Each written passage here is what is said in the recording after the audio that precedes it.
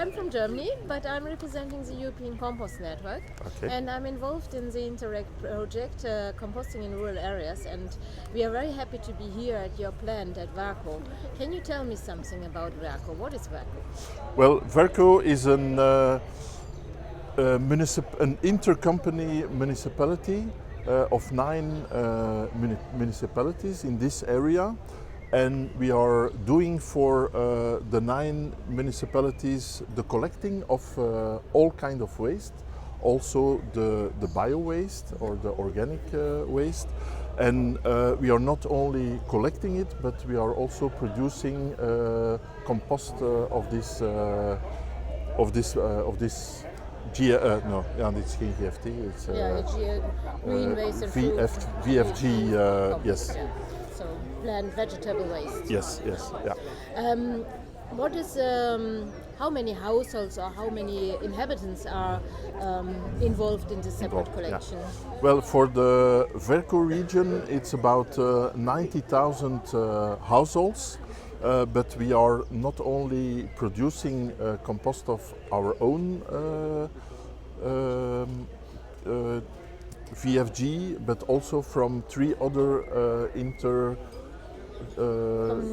communalities. Okay. That means that it's about 200,000 households that we are treating here. And how many bio-waste goes into your plant? It's about, the input is about 53,000 tons that goes in, and it's about 20,000 ton of the end product of compost that is distributed in Belgium, and it's quite a lot, yes, yeah. Quite a lot. And the quality of your input material, is it okay? It is okay, but it's a challenge, and it stays a goal to keep it clean from the beginning. We have a lot of prevention to do with our communication department and also with the people of the municipalities to see that the input is okay. But I think you do the communication work and make awareness campaigns. Indeed, and so on. indeed. Okay. We do the basic communication, yeah. But in collaboration with the municipalities, okay. Because they have also other channels to go to their civilians. We do it also, and they do it. I always say that repetition of the message is the most important thing. You have to repeat and repeat. So if you produce 20,000 tons of compost, how do you produce it? What is the specific speciality of this plant? Is it only a composting plant? Is it an open composting plant? It's not an open composting plant. It's the combination of a digester and the composting in the composting tunnels. Mm-hmm. It's a combination of both that we do. Before the renewal of the plant, we do the pre-composting also in tunnels and then the composting in tunnels. Mm-hmm. But now with the new plant, we do first the digester, mm-hmm. and afterwards the composting in the tunnels. Mm-hmm. So it's a dry digestion? It's a dry digestion, indeed. Yeah. Okay, and you're happy with the system? So what is the output? Is the output still wet? Or can you describe the digest it depends a little bit on the climatological circumstances.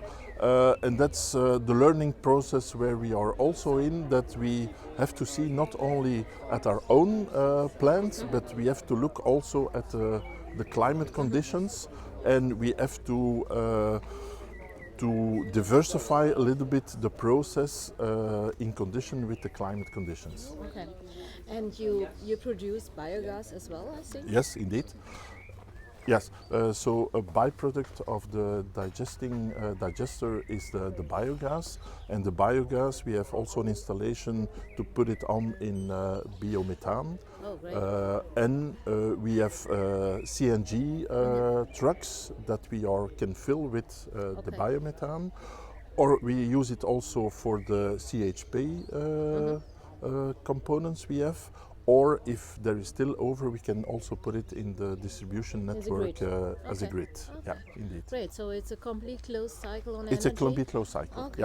Yeah. And then the digestate go into the composting process? Yes. With additional structured material, with green indeed. waste? Yes. Okay. Yeah. And how long does it stay in the composting? In the composting, it's about 12 days, 9 to 12 days, and in the digester, before, it's about 21 to 24 days. Okay. And then after the composting tunnels, we have to leave it for the post-maturation, and that it's about 2 or 3 weeks. So the whole process is about 8 to 10 weeks as a whole. And I think you built the anaerobic digestion step later, so you started with composting at the beginning? Yes. And do you have now a feeling that the material which is coming out when you have first anaerobic digestion, you produce the digestate and then you do post-composting, is it another material than you produced before? It is different. It is different because the intermediate product of digesting is wetter than you do the pre-composting and the composting. Okay. So you have to change the amount of structural material that you add is different than we did before. So that's also a learning curve that we are in these days or years even. Yeah. But finally you produce compost, Yes. and this compost is also controlled, I think. It is by- controlled. We have the Verko label, we have the ECN European label that we are proud to be part of. It's also important for the market that we can say that this is labeled, especially when you go on the market. The clients want that it is a good compost and that it's not too much dirty inside of it. And who are your customers? Where is the A compost used? lot of range. It goes from municipal departments to green to farmers to green entrepreneurs that need it. It's particulars also. It's a whole range of clients we have. Okay. Also in the horticultural sector? Also in the agricultural sector, indeed. Great. Yeah. Okay. Thank you very much for all this information. And, You're welcome. I'm very happy to look around, to follow the study visit, and thank you very much. Thank you. Bye.